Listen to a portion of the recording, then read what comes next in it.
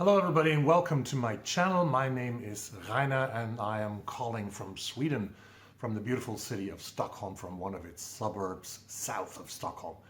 Today I want to do a library haul. I don't do book hauls because I don't buy that much books anymore. I have come to a more sustainable, I think, way of reading, trying to read what's up behind on my shelves or read new books, mostly from the library here in Stockholm, because we have a magnificent city library, the Stockholm City Library, with all its branches over town. So today I want to tell you about 10 books that I have borrowed from the library that I've currently here. The first one, we get right into business here. The first one is a book that I already DNF'd. So I DNF'd Pulitzer Prize winner Louis Erdrich's new novel, The Mighty Red. Why did I do that? I tried 100 pages of this book, but then I decided, no, life is too short, the TBR is too long, and I really have to get books that I love and not books that I think are very difficult to read and honestly also a bit boring. I couldn't identify with the characters. This is a book about Kismet. It's a love story on the core, on the outside, on the surface. It is a love story between three people actually in North Dakota around the town of Tabor. This is Kismet, a very young girl, Kismet Poe. She's like 19 years old, I think.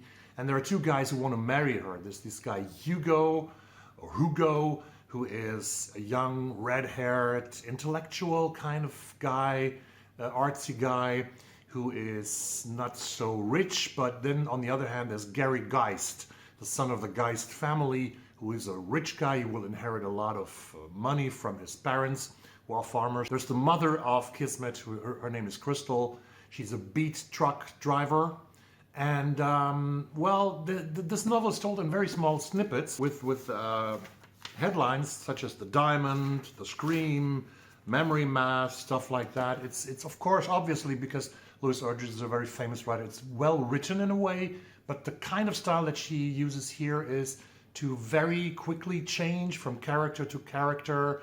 And there's so many characters that I already got lost after like 50 or 60 pages. I thought about writing them all down and try to sort of mark their relationships with each other. No, it wasn't the kind of book for me. If you love The Mighty Red, please tell me in the comments down below. And you also should subscribe to the channel because it helps growing the channel. The next book from the library, already talked 3 minutes and 14 seconds here. The next book is a very famous non-fiction book that made a lot of, headlines, I think, and this is The Anxious Generation by Jonathan Haidt, and it has a subtitle called How the Great Rewiring of Childhood is Causing an Epidemic of Mental Illness. I think it was mentioned among the 100 most notable books by Time magazine for 2024, and I find it very interesting. It is, Jonathan Haidt is a psychologist, I think. Let me check this up. He is the Thomas Cooley Professor of Ethical Leadership at New York University Stern School of Business, and has written a couple of books called The Righteous Mind and a co-author of The Coddling of the American Mind. In The Anxious Generation, he portrays the generation born after 1995, and his basic thesis at the core of this book is that smartphones have rewired childhood, and he calls in this book, social psychologist Jonathan Haidt, it says here, argues that the decline of free play in childhood and the rise of smartphone usage among adolescents are the twin sources of increased mental distress among teenagers. And I think the thesis is very interesting.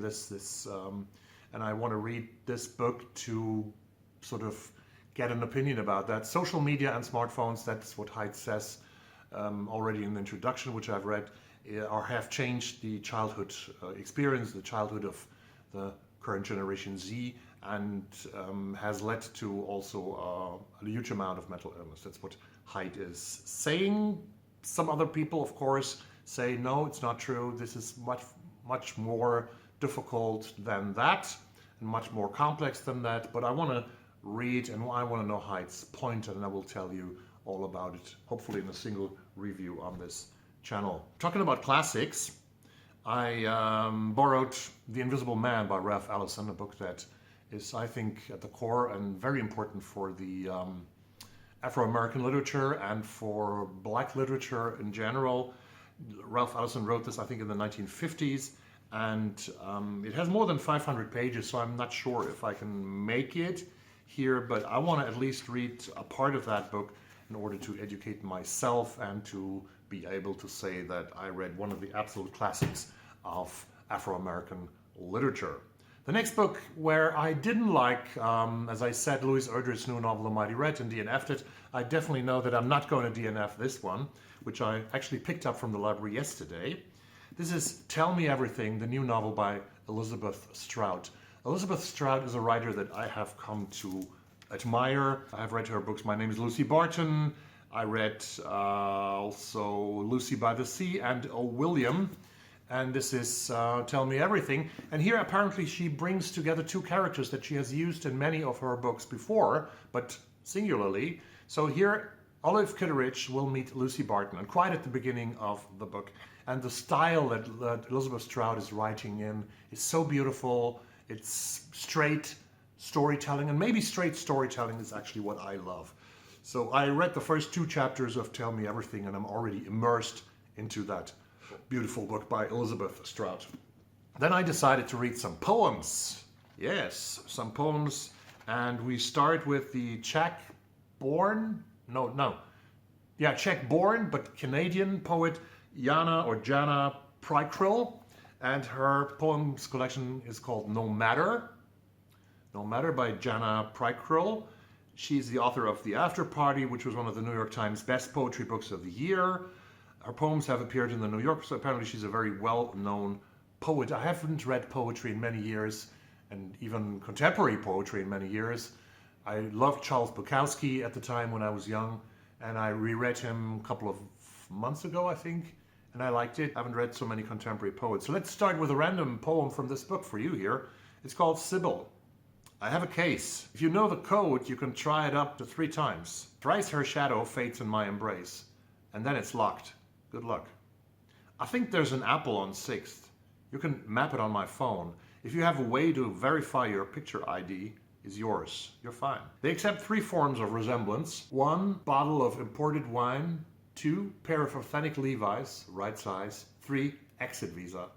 If they also accept resemblance as a phenomenon, you'll not be interned with anyone who doesn't speak your language. Poetry has this beautiful kind of for me, it had always this beautiful kind of reading language, reading literature, without having to understand each and every verse, each and every line. You get some of them, with many poets you will never get all, but good poets, they always immerse you with the beauty of language that they use, even if you don't really get what they mean. The next poet I borrowed a book from is John Keane, Punks and New Selected Poems. I think that won the National Book Award for Poetry in 2023. John Keane is an Afro-American poet, an LGBTQ, a queer guy, and in New and Selected Poems and Punks he is talking about his life and his experiences, both as an Afro-American man, but also as a gay man in America. The first poem is called Poetry in that collection. Other than cursing, poetry allows us to say the most with the fewest words. That's beautiful. That's a good start. Punks by John Keane. One more poetry book and then we get back to prose and other stuff. This is Kim Adonisio. I never heard of Kim Adonisio and Wild Nights. I went for the cover of this poetry collection. I love the cover, Kim Adonisio. And then I found out that she is apparently a very well-known poet in the US because she has been called one of America's most provocative and edgy poets. And I like both provocative and edgy poets or novelists. And also a poem from her here, Concept of God. Years later, nothing inside the church has changed. Not the dusty light, nor the white feet of the statues, or the boys in their pale smocks kneeling before the candles. Not the cool basement, the paper plates of donuts set out by the coffee urns. Not the bathroom with its stall doors open on a row of immaculate toilets, blue water in the bowls, a small wrapped soap on each sink. Forever the 2 girls leaning against the wall in the deep quiet, sharing a lipsticked Salem and watching themselves in the mirror. Forever the priest nodding in the confessional opening and closing his small window. Always my father moving down the rows of bored, sonorous voices, passing the long-handled basket. My mother with his handkerchief pinned over her hair. Always, too, his coffin before the altar. My brother stammering a eulogy. A long line of parked cars spattered with snow. Always this brief moment when the candles shudder, then resume, and the girl holding the cigarette peers more closely into the mirror, startled for an instant at how old, how much like a woman it makes her look. Wow! I love this. Kim Adonisio. Get the whole collection if you like it. Then I have these bookmarks that I got from Powell's, the City of Books in Portland, Oregon, my favorite city in America. They have beautiful bookmarks. Like here, they have an essential list of shorts, of novels that you should read. Starts with 2666 by Roberto Bolaño, continues with All About Love by Bell Hooks, Desert, Solitaire by Edward Abbey, stuff like that. And on one of the bookmarks, I had the winners of the Pulitzer. They have the winners of the Pulitzer and the Pulitzer Prize for Fiction. And I found the 1921 winner of the Pulitzer Prize for Fiction was the first ever woman. So now, do you know who was the first ever woman to win the Pulitzer Prize for Fiction? I didn't know it. It is, and it was Edith Wharton for her novel, The Age of Innocence. And I borrowed this from the library. This is a triangle love story from 1870, written apparently in 1921. How's the first paragraph going? I was curious about first paragraphs. Are people able to sort of get your attention with the first sentence or maybe with the first paragraph? First paragraph of Edith Wharton's novel, The Age of Innocence. On a January evening of the early 70s, Christine Nilsson was singing in Faust at the Academy of Music in New York. Though there was already talk of the erection in remote metropolitan distances above the 40s of a new opera house, which should compete in costliness and splendor with those of the great European capitals, the world of fashion was still content to reassemble every winter in the shabby red and gold boxes of the sociable old academy.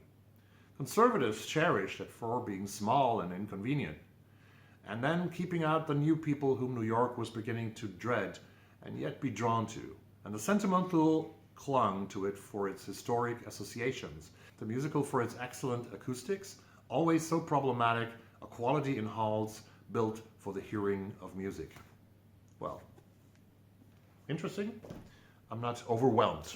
A second nonfiction book on my library haul list comes from a musical journalist, I think, Ann Powers is her name, and she wasn't the first, but she tried again to write a book about Joni Mitchell. Joni Mitchell is one of my favorite songwriters and singers all the time. She's a beautiful, beautiful songwriter.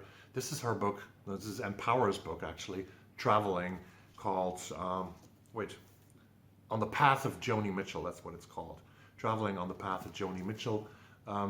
If you don't know Joni Mitchell, if you're a younger person and happen to watch this video of an old guy, listen to the music of Joni Mitchell. She's one of the greatest songwriters of the 20th century. She has influenced so many younger songwriters, female and male. She's a great person, but she's difficult. That's also what they say. And she doesn't like to be interviewed. And Ann Powers has made no interview with Joni Mitchell in this book, Traveling, but she has interviewed a lot of people who were contemporaries of Joni, friends, musicians she played with, she worked with, journalists, whatever, other people who have crossed the path of Joni Mitchell.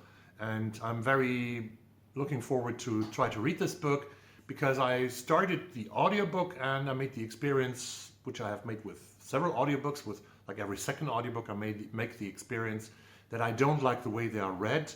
Maybe I don't like the voice of the narrator. I don't like how he or she is reading a book. And well, I didn't like the audio version of this one, so I definitely thought I had to get a hard copy of this and try to read it. And I got it from the Stockholm City Library. Beautiful. Joni Mitchell. And the last book is something I didn't know much about. I think I took it from the list of the 100 books, either of the New York Times or from Time Magazine. This is Reboot by Justin Taylor. Has a very nice cover, very popsy, artsy, modern cover, doesn't it? And it's also about a modern topic. I read it here from the information of the publisher. A raucous and wickedly smart satire of Hollywood, toxic nostalgia, and our chronically online culture, following a washed-up actor on his quest to revive the cult TV drama that catapulted him to teenage fame. So this is very much timely, and I really want to read something about our time, about the TV series, about the TV shows we are binging, about nostalgia, about actors on shows in Hollywood, stuff like that, social media. And I hope that Reboot might be the book that really gets my attention, gets my interest, because the most books that I've picked up recently in the last couple of years about social media, about the internet times, have not been so good. I'm still waiting for the first real good internet, social media, TV show novel. Maybe it's Justin Taylor's Reboot. Thank you very much for watching this video. What have you picked up from the library? Please tell me all about it in the comments down below. And I see you soon with a review of Americana by Chimamanda Ngozi Adichie. Bye.